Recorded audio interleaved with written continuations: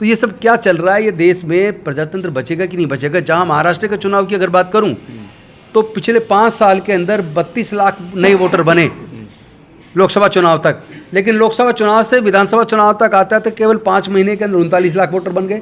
कहाँ से आए ये वोटर? कहीं ऐसा तो नहीं यही वोटर वहाँ से बिहार चले जाएंगे, बिहार से फिर अगले चुनाव में चले जाएंगे। इस तरीके से अगर चुनाव जीता जाएगा, और फिर मैं तो आप जानते हो जो वो मशीन जिसका इस्तेमाल चुनाव में हो रहा है, जिसके ऊपर आपके ऊपर प्रतिबंध लगाएगा, मैं तो उसी के खिलाफ हूँ। क्योंकि मेरा तो ये मानना है उसके अंदर जो टाइमर लगा वो टाइमर के हिसाब इसलिए लगाया, टाइम क्लॉक, ताकि उसके समय के हिसाब से उसमें वो की जा सके प्रोग्रामिंग। सर उदित राज ने मायावती जी के ऊपर जो बयान दिया है, सहमत हैं आप उनकी बातों से? देखिए, मेरा स्पष्ट मानना है कि बहुजन समाज में अनेकों महापुरुष हुए हैं, अनेकों महानायक हुए हैं। तथागत बुद्ध से लेकर संत गुरु रविदास जी, संत कबीरदास जी, ज्योतिबा फूले जी, साहू महाराज पेरियार और अच्युतानंद जी, बहुत सारे नेता हुए हैं, महामानव हुए हैं, बहुत सारे महापुरुष हुए हैं। और साथ में ऐसे नेता जो डॉक्टर बाबा साहेब अम्बेडकर जी जो आंदोलन लेके चले, फिर उनके द्वारा दी गए अधिकारों को अगर आगे बढ़ाने का काम किया, तो उनके बाद बाबू जगजीवन राम जी ने किया, और साथ में बुद्धप्रिय मौर्य जी ने, पासवान जी ने, कांसीराम साहब ने उस मूवमेंट को आगे बढ़ाया, बहन जी ने, और बाकी और जो नेता आज के हम लोग नेता हैं। तो हमारा मुझे नहीं लगता हमें एक दूसरे को क्रिटिसाइज करने की ज़रूरत है, क्योंकि जब आदमी नेता नेतृत्व करता है, काम करता है, 10 काम करता है, 10 में से 6 अच्छे हो जाते हैं, 4 छूट जाते हैं या नहीं हो पाते, तो हम उसमें क्रिटिसाइज करने की बात बजाय हम ये करें कि अब क्या चीज़ गलती अच्छी हो गई जिसको हम सुधार सकते हैं, हम अच्छा करें, हम और अच्छा करके लंबी लकीर खींच के दिखाएं। कांग्रेस ना होती तो अम्बेडकर कुछ ना होते, मौका दिया कांग्रेस ने, उदित राज का साथ। मैं इस बात से सहमत नहीं। डॉक्टर बाबा साहेब अम्बेडकर जी का अपना व्यक्तित्व है, अपनी काबिलियत है, और उनकी काबिलियत का लोहा पूरी दुनिया ने माना है। पार्टी चुप क्यों? उनकी तो काबिलियत का दुनिया ने लोहा माना है। उनको तो सिंबल ऑफ नॉलेज, उनको सिंबल ऑफ नॉलेज उनको कहा गया है, आप सबको पता है। तो डॉक्टर बाबा साहेब अम्बेडकर को कोई क्या देगा? उनकी अपनी प्रतिभा थी, जिसका ये मैं तो ये कहूँगा कि कांग्रेस पार्टी ने को आभार व्यक्त करना चाहिए कि उन्होंने डॉक्टर बाबा साहेब अम्बेडकर के ज्ञान का सही इस्तेमाल किया, चाहे देश का रिजर्व बैंक बनाने में इस्तेमाल हुआ हो, चाहे प्लानिंग कमीशन बनाने में इस्तेमाल हुआ हो, चाहे डेवलपमेंट की बाकी स्कीम्स बनाने में इस्तेमाल हुआ हो, चाहे देश के संविधान का निर्माण करने में इस्तेमाल हुआ हो, चाहे अफर्मेटिव एक्शंस बनाने में इस्तेमाल हुआ हो। डॉक्टर बाबा साहेब अम्बेडकर एक वो ज्ञान का भंडार थे जिनके ज्ञान का इस्तेमाल जो भी करेगा उसकी तरक्की होगी। अगर देश ने, अगर कांग्रेस के पास उस वक्त शासन था और कांग्रेस ने उनके ज्ञान का इस्तेमाल किया, तो निश्चित तौर पर इससे देश के आगे बढ़ने में सहायता मिली है, और ये कि कोई एहसान नहीं है। डॉक्टर बाबा साहेब अम्बेडकर जी को अवसर मिला, तो वो अवसर का फायदा पूरे देश को मिला है। सर बोध गया में जो आंदोलन चल रहा है उसको कैसे देख रहे? कहा जा रहा ब्राह्मण मुक्त होना है। देखिए, मेरा ये मानना है कि जिस प्रकार सभी धर्मों के धार्मिक स्थल स्वतंत्र हैं और उनका संचालन उसी धर्म के लोग करते हैं, उसी तरह बीटी एक्ट को तुरंत रिपील कर दिया जाना चाहिए। और महाबोधि टेम्पल जो बौद्धों की आस्था का केंद्र है, पूरे दुनिया से बुद्धिस्ट लोग वहाँ आते हैं, चूँकि वहाँ तथागत बुद्ध को ज्ञान की प्राप्ति हुई थी एक लंबी तपस्या के बाद, उसको एक्ट को तुरंत रिपील करके उसका मैनेजमेंट पूरी तरीके से बौद्धों के हाथ में दिया जाना चाहिए।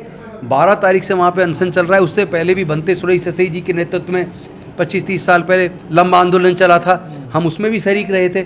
अभी भी मैंने टिकट कराई है, मैं जा रहा हूँ बौद्ध गया। हम उस लड़ाई को तेज़ करेंगे, चूँकि वो हमारे बौद्धों की आस्था का केंद्र है, उसकी मुक्ति होना बहुत ज़रूरी है। एक तरफ उनको अपनी आस्था की बात करते हैं, कोई उसके खिलाफ एक शब्द बोल देते तो उसको जेल में डाल देते हैं। तो भाई तुम्हारी आस्था है, क्या हमारी आस्था नहीं है? आपने बाबरी मस्जिद तोड़ी ये कह के कि वहाँ रामलला पैदा हुए, और आप वहाँ पे जबकि अवशेष जो मिले, वहाँ तो साकेत नगरी थी, बुद्ध के अवशेष मिले।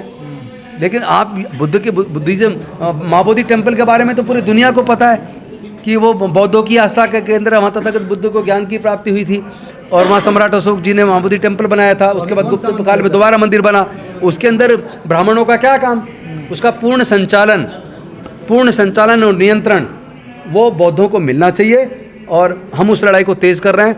और मैं समझता हूँ नीतीश कुमार जी को थोड़ी बहुत शर्म अगर बची है तो तुरंत वो बीपी एक्ट के अंदर को रिपील करें और नया एक्ट बना के पूरा उसका प्रबंधन और उसका मैनेजमेंट पूरा तरीके से बौद्धों को दिया जाना चाहिए। जो गिद्ध हैं उनको मोते नज़र आई, और जो गंदगे लोग हैं उनको गंदगी नज़र आई।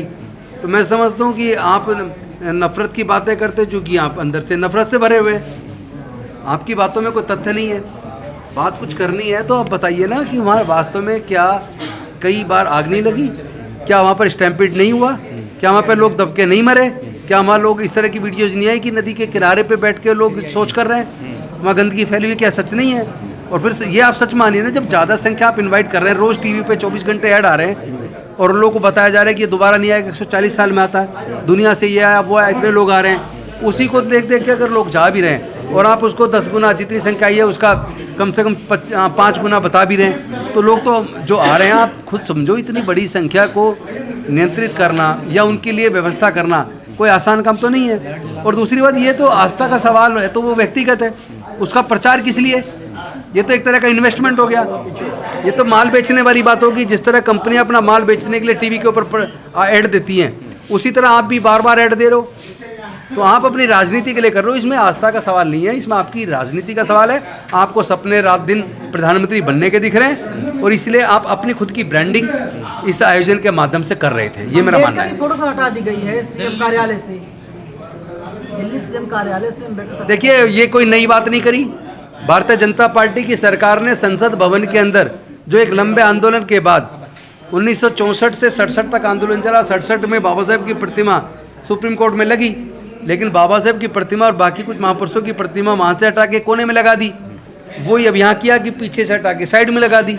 तो ये तो भारतीय जनता पार्टी का चरित्र है, वो संविधान में और संविधान बनाने वालों में भरोसा नहीं करती है।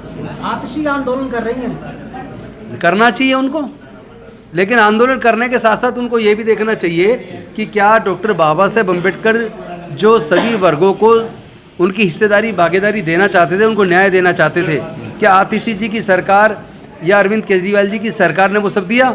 जब उनकी सरकार में मंत्री रहते हुए जो मैं बजट मांग रहा था, जो बच्चे हायर एजुकेशन की फ़ीस का खर्चा उठाने में सक्षम नहीं थे, उनके एडमिशन कैंसिल हो रहे थे, तो मैंने तो एक मंत्री के तौर पे 150 करोड़ रुपये मांगा था कि उन सब बच्चों की पढ़ाई नहीं छूटेगी, मैं फ़ीस दे दूंगा उनकी, उनको वजीफ़ा बढ़ा देंगे, जो विदेश में जो पढ़ने की योजना बनाई उसमें उनको पूरा खर्चा दे देंगे, और साथ में जो DSFDC जो बंद हो रहा है, Delhi SC ST OBC minority handicap development finance corporation, जिसके कर्मचारियों को पिछले 1 साल से तनख्वाह नहीं मिली है और वो लगभग ठप है, कोई लोन नहीं दिया जा रहा। अगर आप पैसा देंगे तो उसको भी हम चालू कर देंगे, लोगों को लोन मिलेगा सस्ते दर पे, तो लोग अपना रोजगार भी करेंगे। तो वो पैसा नहीं दिया, अब वो विपक्ष में आ गई हैं, तो बेशक आज बाबा साहब को फोटो को लेकर घूम रही है, लेकिन सच्चाई है कि डॉक्टर बाबा नहीं, कोई अम्बेडकरवादी नहीं है, वो अवसरवादी है।